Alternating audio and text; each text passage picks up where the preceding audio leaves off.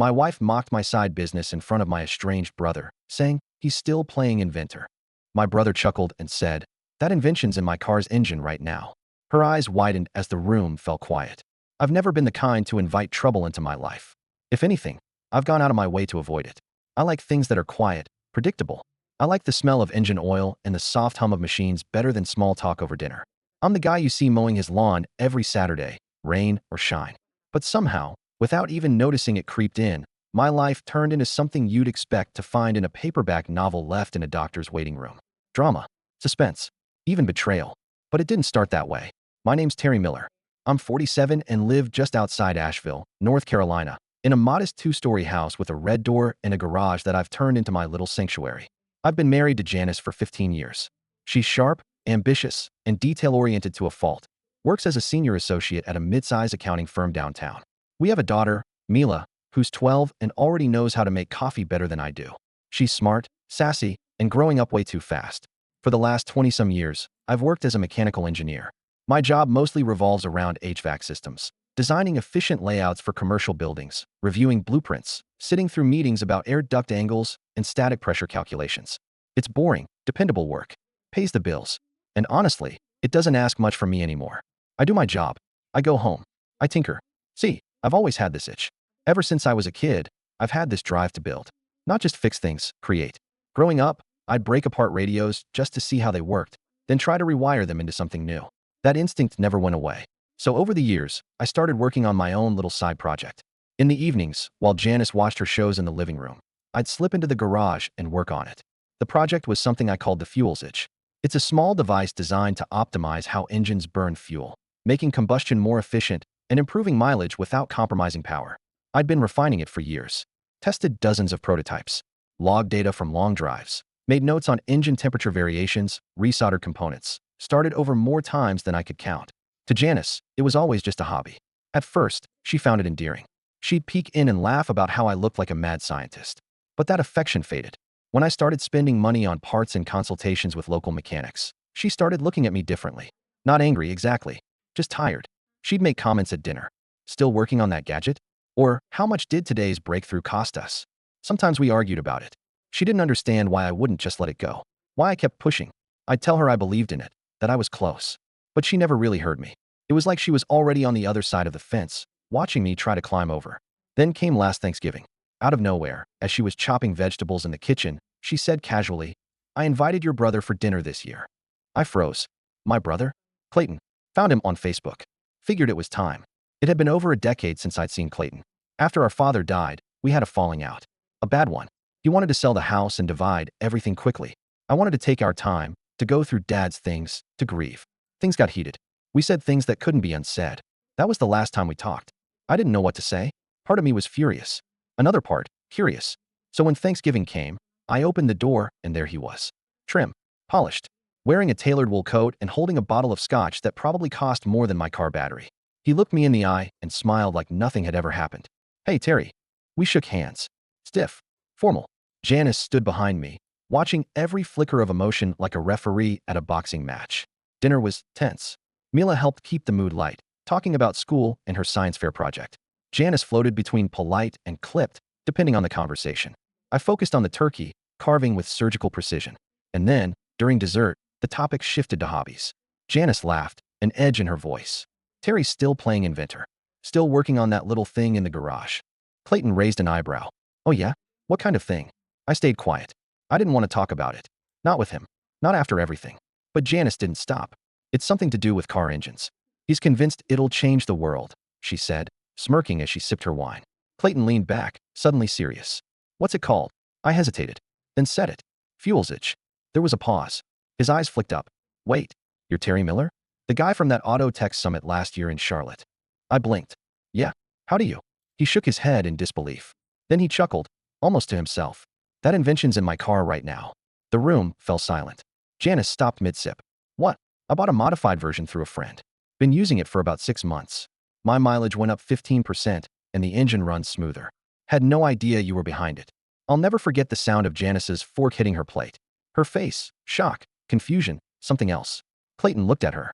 "Your husband's onto something. That device is making waves in the custom engine crowd." For the first time in years, I felt seen. After that, things shifted. Janice started asking about the fuelsage. Wanted to see the data, the blueprints, the feedback. I showed her everything. Not to rub it in. Just because I'd waited so long to share it with someone who might care. A week later, Clayton and I went for drinks. He told me he'd been investing in green tech for a while and knew some people who'd be interested. He offered to help. You always had the brain, he said. I had the gift of gab. We laughed. Not everything was forgiven. But it was something. Things with Janice, though, they got messy. I was looking for a phone charger in her desk drawer when I found the email. It was printed out, folded neatly at the bottom under some receipts. A consultation with a divorce attorney. Dated July, 3 months before Thanksgiving. She had been planning to leave me. I confronted her. Quietly. In the kitchen, one evening when Mila was at a sleepover. She broke down. Said she felt alone. That she thought I'd given up on being present. That I'd poured everything into the fuelsage while she was drowning in her own silence. That she didn't want to keep waiting for a dream that might never become real. She said she was wrong. That she didn't believe in me, and she was sorry. But the damage wasn't just from what she'd done. It was what she was still doing. I started seeing messages on her phone. From a coworker. Eli. The conversations were friendly at first, then personal, then something else. I can't wait to see you again, one message read. I didn't lose my temper. I watched. Waited. She started going on long walks, early Saturday mornings. Came back with a different look in her eyes. A fresher coat of makeup. A new tone in her voice. So I gathered everything. Printed texts. Screen grabs. Emails. Calendar meetings. And I gave it all to my lawyer. We're separated now. Not officially divorced, but it's in motion. Mila spends half the week with me. Janice moved in with her sister to think things through. And me? Well, I'm still in the garage. But the silence feels different now. It's not lonely. It's focused. Clayton kept true to his word. Within a couple of weeks, I found myself sitting in the conference room of a clean, modern office building in Atlanta. The place smelled like new carpet and ambition. 2 guys in button-downs and sneakers, late 30s, probably ex-Silicon Valley types, listened as I walked them through the fuelsage design. They asked real questions. Good ones. The kind of questions that showed they actually understood what I'd built. When I finished my explanation and set down my notepad, one of them looked at the other and nodded. Let's do a prototype trial in 10 fleet vehicles. If it performs the way you say, we'll talk about seed investment. I tried to keep my voice level, but inside, I was barely holding it together. After all these years, all the late nights, the doubt, the money that went nowhere, someone finally saw what I saw.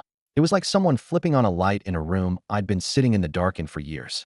I texted Clayton that night. They're in. He replied. Knew they would be. You built something real. Back home, the house felt different without Janice in it. Not quieter, just less tense. Like I didn't have to brace myself before every conversation. Mila noticed, too. She didn't ask much about what was going on at first. But kids aren't dumb. She knew something was up. One night, she came into the garage while I was tightening a screw on a test module. Are you and Mom getting a divorce? She asked, sitting on the workbench like she used to when she was little. I put down the wrench. We're trying to figure things out, I said. She was quiet for a while. Then, I think she was kind of mean to you sometimes. I didn't know what to say to that. I mean, I love her, she added quickly. She's my mom. But, you're not stupid just because you like to build stuff. I swallowed, reached out, and squeezed her shoulder. Thanks, kiddo. From that point on, she came out to the garage more often. Asked questions. Helped with small stuff. She even gave me feedback on the fuelsage logo design, saying my original looked like a gas station for aliens. She wasn't wrong. Meanwhile, Janice started texting more often. At first, it was logistical, questions about Mila's schedule, bills, things like that. Then came the check-ins. Hope your day went well. Heard it might snow tonight. Be careful driving. Followed by things like, saw your video demo online. You look really confident. And sure, there was a part of me that appreciated it. That flickered a bit when I saw her name on the screen. But I wasn't a fool. One Saturday afternoon, I was changing the oil in my truck when she pulled into the driveway. She got out slowly, like she wasn't sure she was welcome. She looked tired, worn down, like whatever strength she'd been putting up had finally run thin. I was in the area, she said. Thought I'd drop off Mila's old science project she left at my place. I nodded, wiped my hands on a rag. Thanks. She lingered, looked around. You've been busy. Trying. I saw the article Clayton posted online. About the test vehicles. That's a big deal. I nodded again. It is. She stood there a moment longer, then said, I just wanted to say again that I'm sorry. Not just for the dinner thing. For everything. For not seeing it sooner. I didn't answer right away. Just studied her face. You were planning to leave before all this, I said finally. You had the email printed and ready. She looked down. I was scared. Thought we'd already ended. Just hadn't said it yet. You had someone else, I added. Not as a question. Her shoulders tensed. Then, yeah, briefly, I ended it. I didn't say anything. I wasn't happy, Terry. That's not an excuse. Just the truth. I looked past her at the oak tree in the yard, its branches still bare. Spring hadn't quite arrived yet. The sky had that gray-blue color that made the world feel paused, like a held breath. You mocked me in front of Clayton, I said quietly. Laughed at the one thing that kept me going. Her voice cracked. I know. We stood there, the wind tugging at the corner of the tarp, covering some parts near the shed. Then I said, this thing I'm building, it's not just about engines. It's about having something. Something to wake up for. To believe in.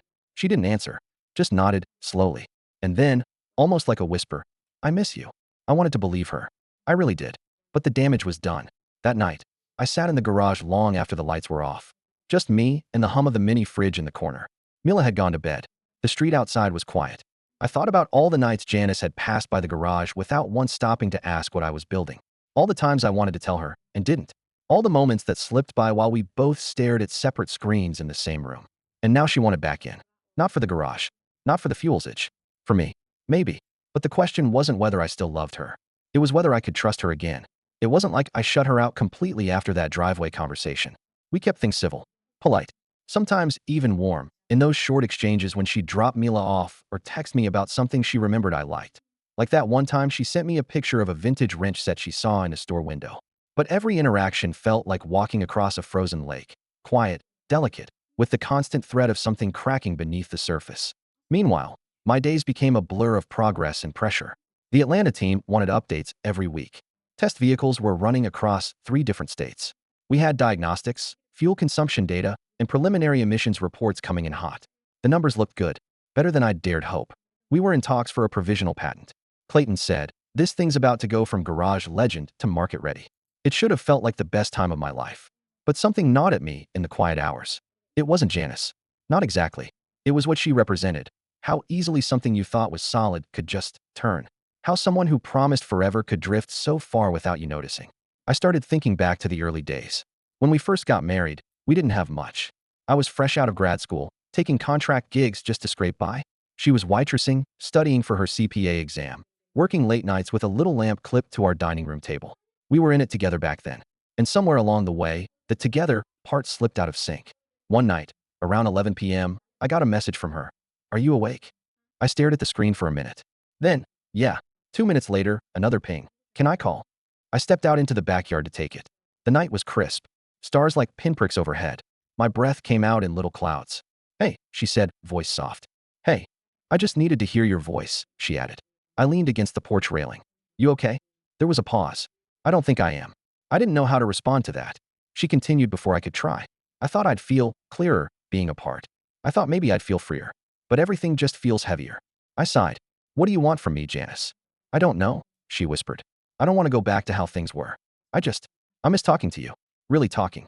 We stayed on the line for a while, not saying much. Just being there. It was strange, hearing that vulnerability again. The real kind. Not the controlled, strategic version I'd gotten used to in recent years. After we hung up, I didn't sleep. Just sat on the edge of the bed, staring at the blinking modem lights in the corner of the room. It wasn't love I doubted. It was time. Damage. Distance.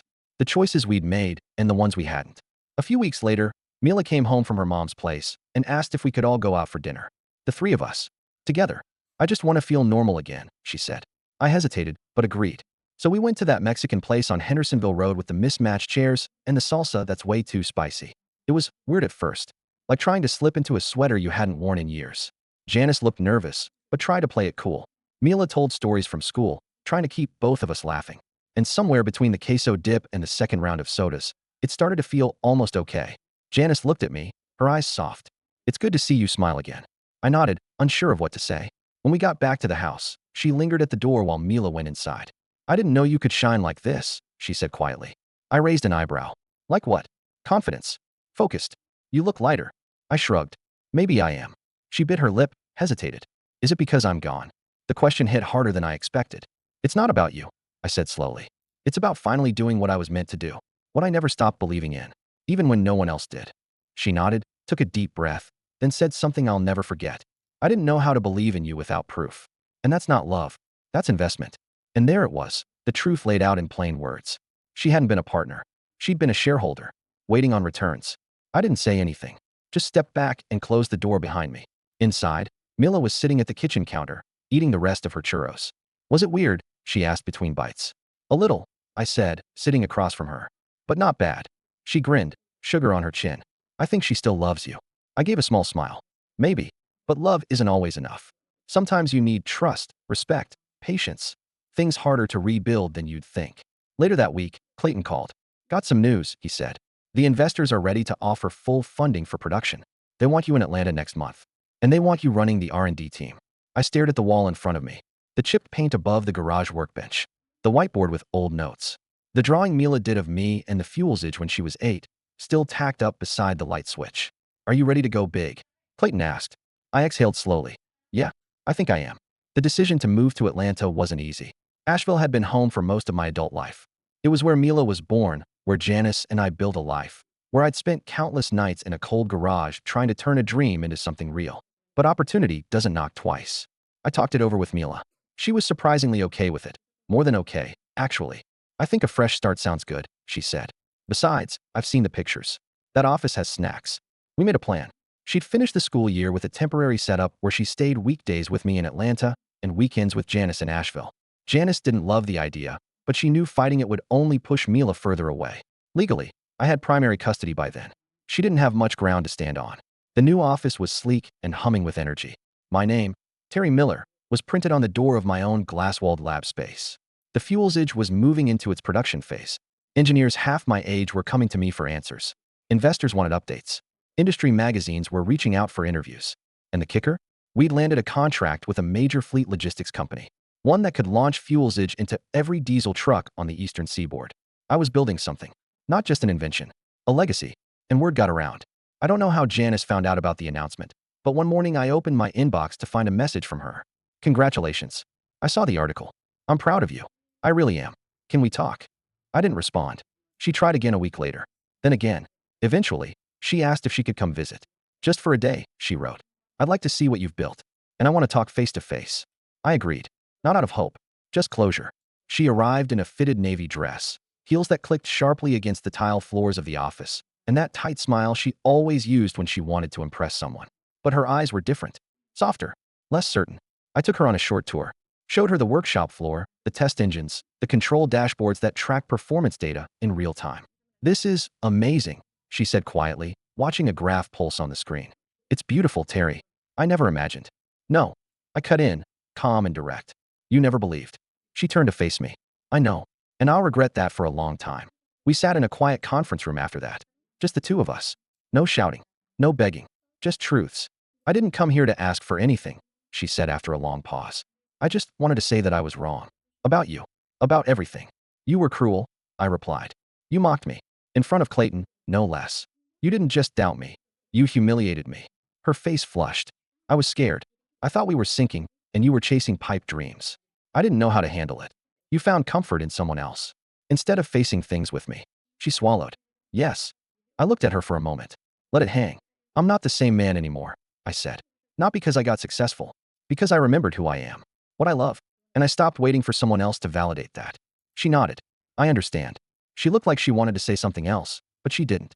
Just stood up, adjusted her bag on her shoulder, and walked out of the room. I watched her go. Not with bitterness, but finality. She didn't know it. But the real revenge wasn't about cutting her off or making her jealous. It was that I had risen, without her. That I had become everything she once said was unrealistic, silly, a waste of time. And now she had to live in a world where my little hobby was changing the industry.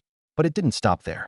About 2 months later, a local entrepreneurship magazine reached out asking if I'd be part of a panel for emerging innovators in the South. I agreed. To my surprise, guess who was on the guest list for the gala dinner the night before? Eli, the guy Janice had been briefly involved with. Turns out, he'd switched firms after a company merger and was now at a finance group that was trying to break into sustainable investments. He approached our booth with a drink in hand, that slick confidence of a man used to closing deals. I've been hearing about fuselage, he said. Impressive work. Small world, huh? I smiled, extended my hand. Nice to meet you. Have we met before? He hesitated. I think we may have a mutual friend. Maybe, I said. Then again, I've been busy. Haven't kept up with people who prefer shortcuts. He laughed, a bit too loudly. I get it. No hard feelings, I hope. No feelings at all, I said. But if you're serious about investing, you'll need to go through our head of strategy. My brother Clayton. He handles the people's side. He nodded, lips tightening. Sure thing. He left with his drink and a stiff walk. Later, Clayton leaned over and said, Was that him? Yep, I replied. Damn, Must have felt good. I didn't answer right away. Then, it did. From there, everything just kept moving forward. The fuelsage made headlines in a major auto magazine after field results showed up to 18% fuel savings in fleet use. We started getting inquiries from international distributors. Clayton handled negotiations like a pro. I stayed focused on the tech. Mila, now 13, started helping me put together pitch visuals for school projects. And Janice? She stayed in Asheville. We co-parented. Cordially. Respectfully. But nothing more. The last time we saw each other in person, it was at Mila's school talent night. She played piano. I filmed the whole thing on my phone, zooming in on her tiny hands moving with confidence across the keys. Janice sat 2 rows behind me. Afterward, we both told Mila she did great. She beamed. As we were walking to the parking lot, Janice slowed her step beside me. I'm glad she has you, she said. I nodded. She has us. She smiled faintly. Still, I'm glad you're the man she looks up to. And then, before she turned to her car, she added softly, you proved me wrong. And there it was. Not revenge through anger or spite or dramatic confrontations. Just quiet, undeniable success. Measured, earned, and lived every day.